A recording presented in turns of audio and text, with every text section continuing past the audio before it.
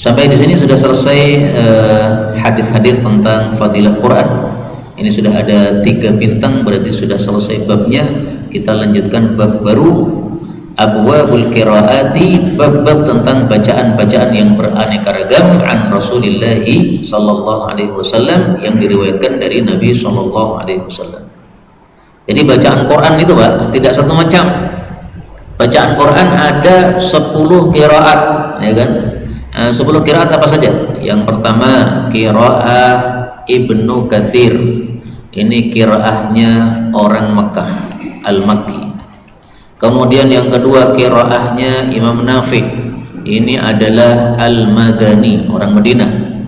Sama qiraahnya Abu Ja'far. Dua orang ini adalah 2 qari' Madinah. Nah, kita orang Indonesia bacaannya bukan bacaan Ibnu Katsir, bukan bacaan Nafi', bukan bacaan Abu Ja'far. Terus bacaan siapa? Bacaan Asim. Kita biasanya baca Quran itu bacaan model bacaan Imam Asim namanya. Imam Asim itu sama dengan Imam Kisai, sama dengan Imam Hamzah. Maksudnya sama-sama Al-Kufiyun, 3 ulama Kufah ini. Jadi kita membaca Quran dengan model bacaan ulama Kufah. Kenapa kita membaca bacaan Imam Asim? Karena bacaan Quran model Imam Asim paling gampang di antara 10 model bacaan Quran yang ada. Ada lagi bacaan Abu Amr. Abu Amr ini sama dengan Ya'qub, bacaan Ya'qub, yaitu sama-sama bacaan ulama Basrah. Kemudian satu lagi ada bacaan Abu Ibnu Amir. Ini adalah bacaan dari Syam, ulama Syam. Kemudian yang terakhir adalah bacaan Imam Khalaf, itu ulama dari Baghdad. Nah, ini semuanya adalah 10 macam model membaca Quran yang semuanya diajarkan Nabi Muhammad SAW. Kok bisa beliau itu mengajarkan 10 macam bacaan ini? Gimana ceritanya? Ceritanya karena orang-orang Arab itu mereka logatnya berbeda-beda. Nah, kalau disuruh membaca dengan logatnya orang Mekah, nanti yang lain-lainnya susah. Orang Yaman susah ngikuti logatnya Mekah. Itu sama dengan orang Jawa Timur disuruh ngikuti logatnya Jawa Tengah, susah Pak. Yang bahasanya ngapak ya, nah itu suruh ngikuti bahasa Solo, singkatannya halus itu, nah, susah juga. Nah, sehingga oleh Allah dikasih keringanan, ya sudahlah, kamu bacakan Quran kepada umatmu sampai 7 logat. Nah, dari 7 logat yang diajarkan oleh Nabi SAW, kemudian muncullah 10 bacaan ini. 7 logat kok jadi 10? Gimana itu ceritanya? Itu seperti ulama madhab saja ya. Jadi Quran kita satu ya kan, kemudian ulama memahami berbagai macam cara pemahaman, akhirnya muncul 4 madhab. Tapi sumbernya satu, Quran tadi, hanya beda paham saja. Nah, qiraah juga begitu. Ada seorang ulama namanya Ibnu Katsir, dia itu terkenal mengajarkan Quran di Mekah. Akhirnya dikenal dengan istilah qiraah Ibnu Katsir, karena orang nomor 1 waktu itu di Mekah adalah namanya Imam Ibnu Katsir, sehingga muncul qiraah Ibnu Katsir. Bukan berarti dia membuat qiraah sendiri, bukan ya. Dia qiraahnya sumbernya dari Nabi, cuma dia melazimi cara bacaan yang dia sukai. Kemudian dia ajarkan kepada murid-muridnya, murid-muridnya banyak, berlanjut sampai di masa kita. Nah, maka di pesantren kita ajarkan 10 macam qiraah ini, tetapi dengan cara yang mudah ya. Karena kebanyakan pesantren-pesantren yang mempelajari, yang mengajarkan ilmu qiraat ini, mereka mengajarkan dengan cara yang susah. Disuruh mengajarkan, menghafalkan nazamnya dan sebagainya. Kita nggak begitu. Pokoknya yang penting santri paham bagaimana cara membaca dengan bacaan-bacaan yang 10 ini. Nah, kita kasih contoh bagaimana contoh bacaan yang berbeda-beda dalam Al-Quran. Babun fi Fatihatil Kitab, bab tentang surat Al-Fatihah, apa yang berbeda. Nah, ini mari kita lihat 29-27. Dari Ummu Salamah, dia mengatakan adalah Rasulullah sallallahu alaihi wasallam yuqatti, memotong-motong qiraatahu, bacaan Qur'annya, yaitu yaqra'u, beliau membaca alhamdulillahi rabbil alamin, thumma yaqif, kemudian berhenti. Kenapa? Karena ini sudah 1 ayat. Ar-Rahmanir Rahim, thumma yakif, kemudian berhenti. Kenapa? Sudah satu ayat. Wa kana yaqra'uha, dan beliau membaca surat Al-Fatihah maliki yaumiddin. Maliki dengan bacaan yang pendek. Nah, ini ada qiraah seperti ini. Biasanya kan orang-orang maliki yaumiddin, berarti ada dua bacaan. Nah, dua bacaan untuk maliki ini semuanya sumbernya dari Nabi Sallallahu Alaihi Wasallam. Kalau panjenengan mempelajari ilmu qiraat, nanti ada dua istilah, Pak. Istilah pertama qiraah mutawatir, istilah kedua qiraah syadz. Qiraah mutawatir itu yang sanadnya sahih, sumbernya dari Nabi Sallallahu Alaihi Wasallam sangat banyak, sehingga boleh dibaca sebagai bacaan Quran. Contohnya apa? Bacaan yang mutawatir ini, ya ini tadi, maliki pendek, maliki panjang, dua-duanya mutawatir, berarti boleh dipakai. Rakaat pertama maliki yaumiddin, rakaat kedua maliki yaumiddin, boleh. Atau dibalik, rakaat pertama maliki, rakaat kedua maliki. Dan itu biasanya saya lakukan ketika ngimami salat tarawih, okay? Salat tarawih kan kadang-kadang lupa itu imamnya, ini sudah rakaat pertama atau sudah rakaat yang kedua, masih rakaat pertama atau kedua. Nah, supaya tidak lupa, saya buat yang rakaat pertama maliki, rakaat yang kedua maliki. Nah, sehingga jadi ingat kita ini sudah rakaat kedua. Kalau bacaan yang syadz itu adalah bacaan yang sanadnya tidak kuat, nah, sehingga tidak boleh dijadikan sebagai bacaan Quran. Untuk tafsir tok boleh, Pak, tapi kalau untuk bacaan Quran nggak boleh. Saya kasih contoh satu aja pada surat At-Taubah, laqad ja'akum rasulun min anfasikum, telah datang kepada kalian seorang rasul min anfasikum. Nah, ini namanya qiraah syadz, karena tertulisnya di mushaf itu anfusikum, diri kalian. Diri kalian siapa? Orang-orang Mekah, orang-orang Quraisy. Kalau dibaca anfasikum, yang paling istimewa di antara kalian. Nah, ini untuk bacaan Quran nggak boleh, tapi untuk tafsir boleh. Nabi Muhammad adalah orang yang paling istimewa. Dalilnya apa? Nih, min anfasikum, artinya yang paling istimewa. Betul, memang beliau itu memang orang yang paling istimewa. Nggak ada yang lebih istimewa daripada Nabi Muhammad SAW. Kalau kita membaca dengan bacaan yang syadz, maka menurut para ulama disuruh tobat, disuruh berhenti, berhenti, jangan baca dengan bacaan yang syadz. Kalau tidak mau berhenti, nanti bisa dihukum, dipenjara dan sebagainya, terserah kepada imamnya bagaimana nanti hukumannya. Dulu ada seorang ulama ahli qiraat namanya Ibnu Syambur, dia biasa membaca dengan bacaan yang syadz. Akhirnya ditegur oleh para ulama, nggak boleh baca dengan bacaan yang syadz. Nekat, Pak. Karena nekat, akhirnya jadi masalah besar. Terakhirnya bagaimana saya lupa, ya. Apakah dibunuh beliau itu karena tidak mau tobat, ataukah dipenjara, bagaimana, coba nanti dicek lagi ya ceritanya di dalam internet, pasti ada ceritanya tentang Ibnu Syambur. Apa sih bedanya antara maliki dengan maliki? Nah, beda, Pak. Kalau maliki panjang, ini asalnya dari milkun. Kalau maliki pendek, itu asalnya dari mulkun. Kalau milkun itu artinya kepemilikan. Kalau mulkun artinya kerajaan. Berarti maliki yaumiddin, yang memiliki hari pembalasan. Kalau maliki, yang merajai hari pembalasan. Jadi bacaannya berbeda, terjemahnya juga bisa berbeda. Karena itu ada kaidah mengatakan al-qira'atani bimatsabatil ayataini, bahwasanya dua qiraah yang berbeda itu sama dengan dua ayat yang berbeda apabila maknanya beda tadi. Berarti Allah itu zat yang memiliki hari pembalasan, dan Allah itu zat yang merajai hari pembalasan. Orang memiliki belum tentu merajai, orang merajai belum tentu memiliki.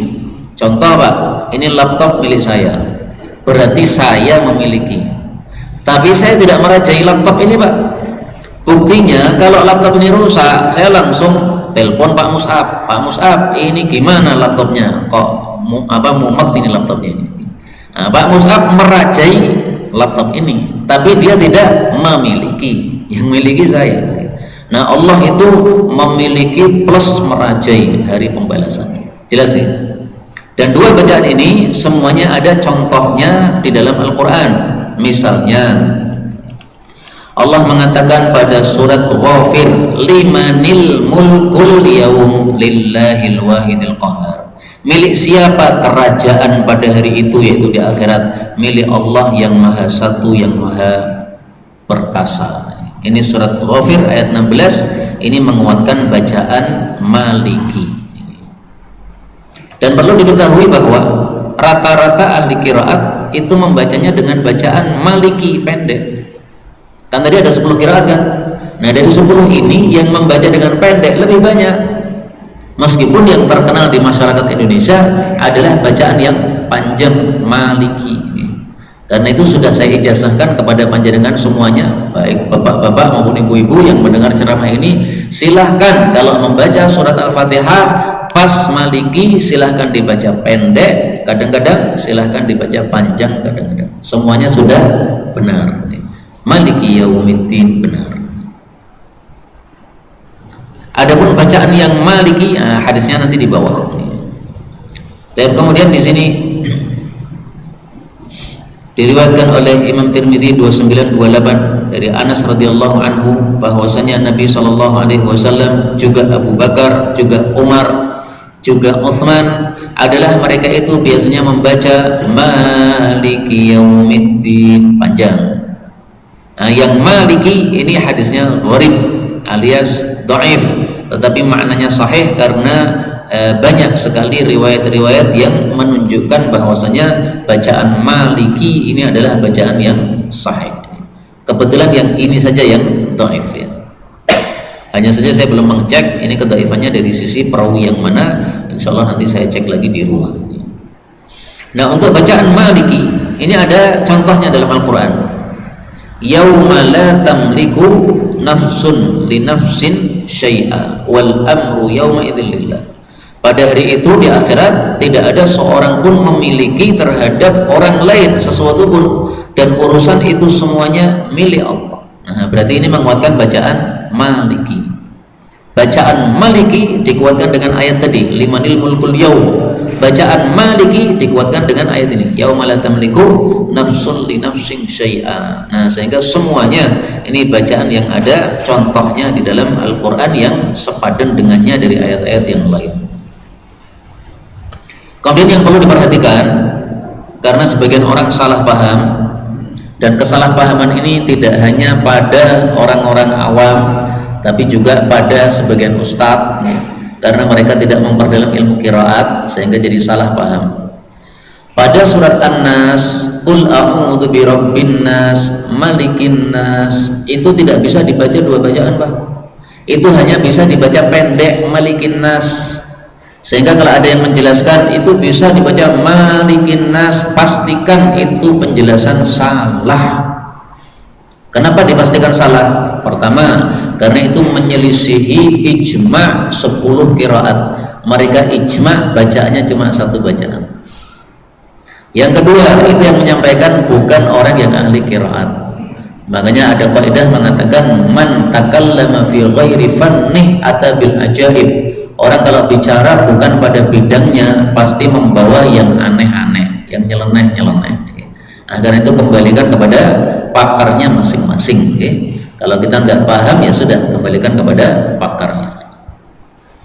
Berikutnya 2929 dari Anas bin Malik radhiyallahu anhu bahwasanya Nabi SAW membaca annan nafsa bin nafsi wal ainu bil aini.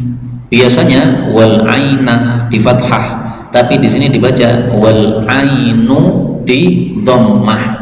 Nah, ini dua-duanya bacaan yang mutawatir sehingga panjenengan boleh milih.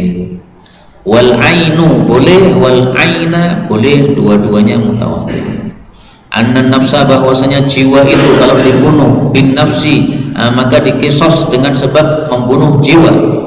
Bahwasanya jiwa itu dikisos dengan sebab membunuh jiwa yang lain. Jadi ada orang bunuh saya, maka orang yang bunuh saya itu dikisos. Ini hukum Islam. Wal ainu bil aini, dan mata dibalas dengan mata. Ada orang merusakkan matanya seseorang, nah, dibalas Pak, matamu juga harus dirusak juga karena kamu merugikan orang lain. Kecuali kalau orang yang dirugikan tadi memaafkan, udahlah mata kamu tidak usah dirusak seperti mata saya, yang penting kamu ganti rugi mata saya ini. Ada ganti ruginya dalam Islam. Mata itu nilainya sama dengan 50 onta. Nah, sehingga silahkan beli onta 50, ulak ning jeruk gitu, kemudian diberikan kepada orang yang matanya sudah coplok tadi. Maka kalau naik motor jangan ngebut-ngebut Pak. Ngebut-ngebut akhirnya nabrak orang, kena matanya coplok, panjenengan harus ganti 50 onta. Ngumpul gini piye 50 onta, angel Pak. Nah, kalau tidak ada onta di Indonesia, bidang bisa diganti dengan mata uang rupiah. Harga onta berapa? Tanya di Arab sana berapa, kemudian dirupiahkan. Nah, satu onta berapa? Anggaplah misalnya 20 juta. Nah, 20 juta kali 50 itu satu mata. Kalau dua mata, nah ini 100 onta.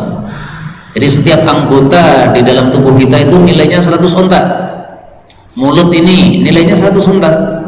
Sehingga kalau bibirnya satu ini dipotong, nah ini nilainya 50 onta. Dumble tipis pada mawon Pak. Jadi bukan berarti yang dumble ontanya yang gendut-gendut yang enggak begitu sama. Maka Pak, dalam Islam disamakan antara satu dengan yang lainnya. Wahakata qara'a Abu Ubaid, seperti inilah dibaca oleh Abu Ubaid. Wal ainu bil aini, mengikuti hadis ini. Nah, bacaan Abu Ubaid ini sebenarnya bacaannya beliau syadz, tetapi bacaan wal ainu bil aini ini mutawatir dari bacaan yang lain. Berikutnya 2930 dari Mu'adz bin Jabal radhiyallahu anhu, bahwasanya Nabi sallallahu alaihi wasallam membaca hatta stati'u rabbak. Biasanya hal, yas. Jadi ada tiga perbedaan. Biasanya lamnya disukun, hal, yas diganti ya, okay. Kemudian rabbuka, baknya di dhammah. Nah, kemudian di sini diubah dengan tiga perubahan. Perubahan pertama, hal, lamnya dihapus, masuk kepada ta, menjadi had tastati'u rabbaka. Terjemahnya berubah, hal yastati'u rabbuk, apakah Allah mampu menurunkan makanan dari langit ke bumi. Ini perkataan Hawariyin kepada Nabi Isa alaihissalatu wassalam. Kalau kita baca dengan bacaan ini hatta stati'u rabbak, maka berarti terjemahnya, apakah kamu wahai Nabi Isa mampu minta kepada Allah supaya Allah turunkan makanan dari langit ke bumi. Jadi kalau yang pertama tadi, apakah Allah bisa? Kalau yang bacaan ini, apakah kamu bisa? Bisa enggak kamu Nabi Isa mintakan kepada Allah untuk kami? Nah, Nabi Isa akhirnya mengatakan, oke lah, saya mintakan. Dimintakan oleh Nabi Isa turun betul-betul makanan dari langit. Jadi Allah menurunkan makanan dari langit ke bumi itu bisa Pak, mudah. Tapi panjenengan kalau nyoba betul tidak dikabulkan, jangan salahkan saya loh. Itu terserah Allah. Allah ngasih atau tidak terserah Allah. Allah tidak ngasih kepada kita ya karena memang kita ini hamba biasa. Hamba biasa apa-apa dikai ya nanti malah jadi malas bekerja. Tidak mau bekerja, maunya di kantongnya penuh duit terus. Nah, itu karena hamba biasa kita. Kalau Nabi Isa minta apapun dikasih oleh Allah Subhanahu wa taala. Ya Allah, turunkan makanan di pengajian ini, langsung turun blek. Nah, jadi nggak perlu beli snack begini Pak, langsung turun dari langit bisa. Masya Allah. Dan ini saya jazahkan kepada Pak Imam. Silahkan kalau panjenengan membaca ayat ini, hatta stati'u rabbaka. Ini surat Al-Maidah ayat 112. Ini termasuk yang biasa dibaca betul Pak? Oh, belum ya? Nah, seandainya termasuk yang biasa dibaca pas ngimami, silahkan hatta stati'u rabbaka. Ini adalah apa? Satu makna yang indah karena bisa berubah dua maknanya dengan sebab bacaan yang berbeda. Saya kasih contoh lagi Pak. Bacaan yang berbeda menyebabkan perubahan makna, mirip seperti ini tadi. Contoh ya. Di dalam kisah yang disebutkan pada surat Maryam, apa kata Allah Subhanahu wa taala? fanadaha man tahtaha. Biasanya fanadaha min tahtiha. Fanadaha, maka Nabi Isa memanggil ibunya Maryam, min tahtiha, dari bawahnya. Jadi Nabi Isa dilahirkan oleh Maryam. Lul, begitu lahir itu bisa ngomong, Pak. Ngomong kepada ibunya, wahai ibu, la tahzani, qad ja'ala rabbuki tahtaki sariyya wa huzzi ilayki bi jid'in nakhlati tusaqit alayki rutaban janiyya. Ini salah satu tafsir ya, karena sebagian tafsir tidak mengatakan begitu. Nah, boleh juga dibaca fanadaha, maka memanggil kepada Maryam, man tahtaha, bayi yang ada di bawahnya. Bayi yang ada di bawahnya siapa? Ya Nabi Isa tadi. Karena Nabi Isa dilahirkan, namanya dilahirkan pasti apa? Berada di bawah. Coba kita lihat tafsir Ibnu Abi Zamanin ya. Dia nafsirkan apa? Qala Qatadah, yakni Jibril. Nah, yang memanggil, yang berada di bawahnya Maryam itu adalah malaikat Jibril. Ini salah satu tafsir. Tafsir yang lain, yakni Isa. Yang memanggil itu adalah Nabi Isa. Kalau saya lebih cocok yang memanggil Nabi Isa.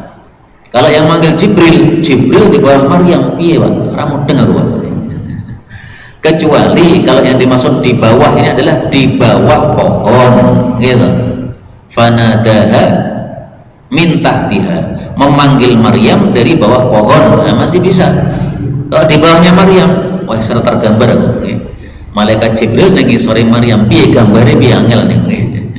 Maka lebih mudah kalau man tahtaha adalah Nabi Isa alaihissalatu wassalam. Nah, jadi min tahtiha, dari bawahnya, man tahtaha, orang yang ada di bawahnya.